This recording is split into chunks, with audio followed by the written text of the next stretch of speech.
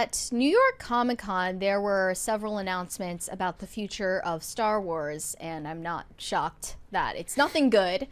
They have approved at Disney the publishing of the first official Star Wars romance novel. This is just their latest attempt at basically making Star Wars into a girl brand, which it never has been. The romance novel in question is called Eyes Like Stars. We need Chris Gore on this panel right now. He's the one who has long since been talking about the destruction of Star Wars and Marvel being made from guy brands into girl brands. Star Wars' first official romance. Do you have the cover photo yes, I there? do. Here we go. That looks like something a Star Wars fan would love. New York Times best-selling author Ashley Poston is writing the first official Star Wars romance novel. New York Comic Con got the first look at the dreamlike cover for the young adult novel, which features a couple in search of their happily ever after in the galaxy far, far away. The charming young adult romance, set about a year and a half before Star Wars The Force Awakens, features all new characters, a mysterious artifact, and the fearsome First Order. So all new characters, meaning that it doesn't even need to be set in the Star Wars universe. You could change the name of the First Order to, the Second Coming, and it could be something completely different. It doesn't have to be Star Wars, but they're going to do that because it's monetizable. So that's scheduled for release in summer of 2026 and available for pre-order soon. And understandably, this got a lot of backlash from the outset. Some people, actually feminists, took issue with this idea. One said it said, "Does this not feel incredibly infantilizing to anyone else, or am I just crazy?"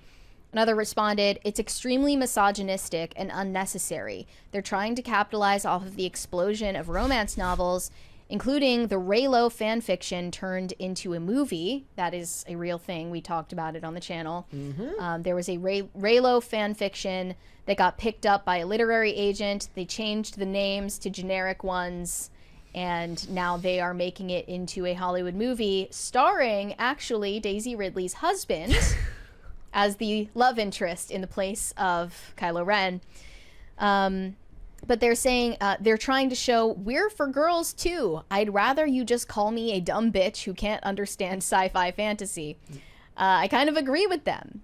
And another one was upset about the choice to include a human love interest. This BookTok person said, "My hot take is that they should have taken a hard look at the Star Wars what the Star Wars girlies read and write on Tumblr, and picked literally any of the popular alien species for the male love interest instead of human." Somebody in the chat can like, why are you serving a regular human guide to the fandom filled to the brim with alien effers?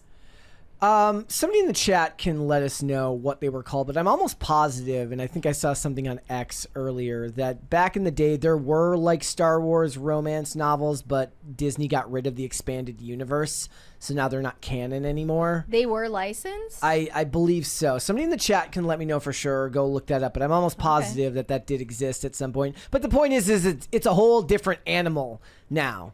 It's a minotaur, if anything, and right. That's the problem. These women want romance novels about humanoid animals and aliens, not a human male love interest. So that was the main issue that they took with it. And now this has sparked a brand new discourse about whether the Star Wars fandom is exclusionary toward female fans. Screen Rant published this yesterday. After 48 years, it's time for Star Wars to outgrow its oldest prejudice. There has been a misconception that Star Wars is mainly for men ever since Star Wars premiered 48 years ago. This discussion was reignited with the announcement that Lucasfilm will be starting a romance publishing initiative with the young adult novel Eyes Like Stars. The outcry with which it was met proves that this prejudice is still very prevalent today, and it's extremely ill-founded. There has never once been a time when Star Wars was made exclusively for men. One of the most famous and beloved examples is the cosplayer T.J. Burnside, who was 16 at the time the first Star Wars hit theaters in 1977. In an age without digital references, TJ created an entire screen-accurate X-Wing pilot cosplay for herself. I actually sent you that image. It was used as a clapback in this debate. Mm-hmm. She's in this photo from 1977 at the age of 16. Keep in mind, there was no internet to search for images. She could not have rented and paused the movie because it wasn't released on video until 1982. She went to the movie with a bunch of times, took notes with a flashlight, and drew sketches to put this together. So let's bury this BS about how women didn't grow up on Star Wars. They're of course doing a very, very low IQ argument that doesn't actually stand up to scrutiny. Turn it on its head. Perhaps there's a guy at Screen Rant that really, really likes Morning Glory Milking Farm, and he loves to read BookTok books and romantasy. That doesn't mean that BookTok has been for everybody. It has a targeted genre. It is a targeted demographic of people that it was specifically for, and others who like it, that's fine. If you like Star Wars and you're a man, that's great. That's what it was initially. The idea was very simple in that regard, and the same would be true of Marvel. Superheroes appealed mostly to men because it played into the ideas that men kind of grew up wanting, the idea of being a superhero. That doesn't preclude women from being popular superhero characters, and it doesn't preclude women from being fans of superheroes. But understanding that, targeted demographics are a thing just proves that you're not approaching your argument honestly. You're being very disingenuous. They also mention the pivotal character of Leia Organa, who completely subverted the stereotypes of a damsel in distress heroine. She, however, is also an unfortunate example of being the only female character people often point towards to prove that female characters and fans aren't mistreated. No. They bring up Ripley all the time. Newer female characters such as Rey, Rose, and Omega are often called names and blamed for making the media from which they derive mid or worse. This pattern often continues with female filmmakers and writers in Star Wars. Leslie Headland's The Acolyte is a prime example of this happening in recent times. Yeah, you made a Star Wars show that sucked and everyone hated it. You wanted meritocratic responses or not? Just yesterday, I put out a tweet about Catherine Bigelow. She was the director of Hurt Locker. She directed Point Break, which, as far as I'm concerned, makes her a genius to begin with. She did K-19, The Widowmaker, a bunch of other movies. And she did Zero Dark 30. And I pointed out in a tweet yesterday, just because I found the fact to be novel, that in 2010, she won the Oscar for Best Director. And one of the directors that she beat out for that film was James Cameron, who was up for Avatar. And they were ex-spouses at that time. And I just thought that was funny. And I was like, why is her name not brought up more when everybody was talking about whether it's The Acolyte or Patty Jenkins directing Wonder Woman and all that stuff? Why is Catherine Bigelow's name not brought up more? She certainly came about at a time when it was meritocratic. And we can't forget the documentary filmmaker Sharmeen Obaid-Chinoy, who has been put in charge of the Rey movie. I don't even know if that's still happening. If that's even happening in the future. But they point out, ironically, there is another layer of misogyny in the recent discourse surrounding Eyes Like Stars, and it's the assumption that YA romance is only enjoyed by women. This is a gross exaggeration, especially within the Star Wars fandom. Romance has always been a key part of the Star Wars mythos, starting with the original trilogy. And this was pointed out by a lot of people. One person said, Star Wars is a romance novel. It's about making 12-year-olds understand love, greed, attachment, and fascism. And they added in lightsabers for the dorks who can't understand that and just want pew-pew. So they're already being rude. In fact, this actually addresses something. There's a comment here in Rumble that I wanna mention. So they're infantilizing the audience. They're making fun of the audience, and they're talking down to them. This is from Real Data, please. On Rumble says, I don't understand. In an attempt to get more of the market, they are making women-focused things at the exclusion of the market. They already had. They are getting the other half. No, the problem is they've lost the half that they already had. because they've pandered so far to the one side that they're not making things that have really appealed to men in any recent point. Have you seen the Star Wars YouTube channel where they tried to turn it into like a lifestyle brand and stuff like that? There's a confusion in what your market share is and what you're supposed to make. And this is actually one of the things, and not to delve into this too deeply, but one of the things that they talk about these days is the phantom audience. They want, we've got the men. So now we want to get this audience, rather than consistently making products that audience will stick with you on. They go looking for another audience. And a lot of times I'll point out to the people that criticize it, like I'm doing it now. I'm like, look, that's a for-profit enterprise. It's badly run, but that's the point, right? Is like in a capitalist enterprise, it's like, how much is enough? They need to increase their market share, especially as the prices to create all of these properties have gone up. The amount of money it takes to make a film. But that only works, and you only expand well if you continue to make products that serve the needs of your initial base audience. Like any of these, if Coca-Cola went off the map and stopped making regular Coke so they could make Coke Blue or something stupid that nobody wants. Coke Plus. Their market share would fall through because they're not catering to the people that they initially found, which are fans of the initial product. The fact that they didn't put the initial trio in the sequel trilogy at one time proves to you that they didn't seem to care about the initial audience. And that has nothing to do with men or women, just fans. Any fans of the original trilogy. It's like the Pawn Stars meme. It's like, can we get like Han, Luke, and Leia all together on screen at one time? Best I can do is Morning Glory milking farm for Star Wars. God, I and hate it. Also having Leia and Han Solo get a divorce in the story. There's a big super chat there from Todd. I hate it. Sorry, we missed that. Disney ruined Star Wars and will keep failing. They have destroyed Star Wars. Tired of it all. You three rock. Brett, Mary, and Phil keep rocking it. Thank you. Thank you. Thank you very much. We appreciate it. Well, this journalist's poorly thought out argument is that all of the male Star Wars fans were romance fans all along. They just didn't realize it. And she does cite Han Solo and Leia as one of the reasons for that. It's not clocking to them. Yeah. Thank you, guys. So, her argument here. One moment. Her argument here says it's untrue then to immediately associate romance with a female-only audience and to assume that it's an attempt to bring more females into the franchise, when in reality, female fans have always been here and romance has always been prevalent in Star Wars. This novel is solely an effort to bring that crucial element of Star Wars back once again.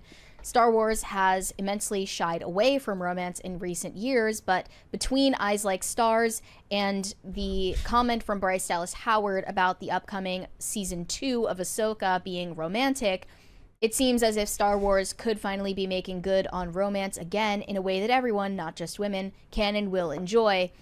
One aspect of the Han Solo and Leia love story, though, is that back then, like back in 1977, for Leia to be like kind of a bitch that's like new. Like people hadn't really seen a lot of love stories like that in film. And it was not as tiresome as seeing it in 2025, where ubiquitously all romance in movies and television are featuring, a woman who repeatedly rejects, humiliates, and insults the guy, and he continues pining after her, and she's a total bitch, but he's like obsessed with her. And anybody with half a brain knows that that's not appealing to anybody. And it's also not realistic. Like, I know it was appealing in the 1977 movie because people weren't used to seeing that. That was interesting back then. It's not interesting anymore. Yeah. There were actually other novels that were announced at Comic-Con that were not romance novels, but adding to that YA genre. One was called Star Wars Legacy by Madeline Rue. It's a novel set between the events of The Last Jedi and The Rise of Skywalker, saying what Rey and Leia embark on a quest to repair Rey's lightsaber and rekindle the legacy of the Jedi. After barely escaping the First Order, Rey and the Resistance are struggling to rebuild. Her friends need the Last Jedi more than ever, but Rey feels alone and overwhelmed. Jedi tradition is built on masters and apprentices, and Rey's teacher is gone. Leia tries her best to train Rey in the ways of the Force as Luke did for her so many years ago. But Leia's knowledge is limited, Rey's lightsaber is broken, and the specter of Kylo Ren regrets from the past haunt them both. How can Leia pass the torch when she herself is unsure of the way? And then there's the romance novel, and then another book called Jar Jar Binks by Ahmed Best and Mark Guggenheim. And that's, okay, it's a comic, rather, written about Jar Jar Binks. The teaser says this all-new one-shot teams up two iconic characters, Jar Jar Binks from the prequel trilogy and Kellerin Beck, I don't know if I said that right, who has been seen in The Mandalorian as the Jedi who saved young Grogu from the Jedi Massacre Order 66. Ahmed as well Best as... played Jar Jar Binks. Oh, okay. So he wrote the book and played Jar Jar Binks. The comic here. Yep. Yeah, so this was another one that was announced. They have another one called Star Wars Visions. Make the Jar Jar Binks BookTok romantasy. Otherwise, get out of the kitchen. Another one called The Art of Andor, and it's supposed to be a behind-the-scenes companion to the Andor series. The Art of the Acolyte is a similar one for the Acolyte series. We didn't even get into, and it wasn't really a point of the discussion today, the clip of Tony Gilroy the other day with the Andor Star Wars logo behind him promoting a No Kings protest. Star Wars is a mess right now, guys. Yeah. It is. Yeah, but this prompted like all of the whole no girls allowed discourse, and like a bunch of women on Twitter posting pictures of themselves at fan events and in cosplay being like, no girls allowed, huh?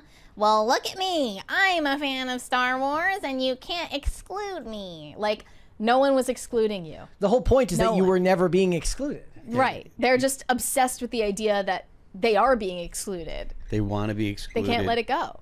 And they want to force their way in, and then they want to ruin it. But they weren't excluded. That's the point. They didn't have to force their way into anything. That's because Right. their fantasy is I'm excluded, so I must force my way in. That's the fantasy part. And their behavior when they show up to these places is what ruins it. You know who loves movies is Ben Shapiro. We need him to go around like, no conservatives allowed, huh? And it's just him dressed up as Rey rather than as Luke Skywalker. Perfect. That's what we need. We have a 20 from Corey Anderson.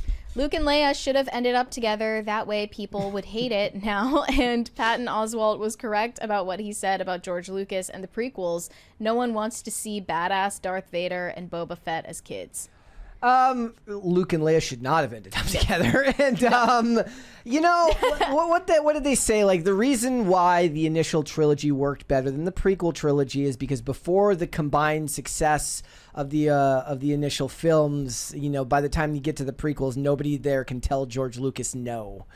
And, you know, the best director, the best writer in the world still needs somebody to put up the guardrails and be like, hey, back it up. Just roll it back just a little bit. Like, you can't have 100% creative control all the time. I mean, the one thing I'll say is at least the romance novel doesn't, to our knowledge, include any explicit material since it's being marketed for the young adult audience, but we don't know for sure yet. It's just a gateway drug to the Raylo Raylo gateway fanfic. drug. Don't know This for is the sure. gateway drug for sure. Like, this is definitely their attempt to capitalize on the growing BookTok fandom community. Yeah. They want to bring in the female Gooners into the franchise. Thanks for watching. Listen to full episodes of Pop Culture Crisis on Spotify. Keep up with us on social media and make sure you subscribe and ring that bell so you never miss the show. Bye, guys.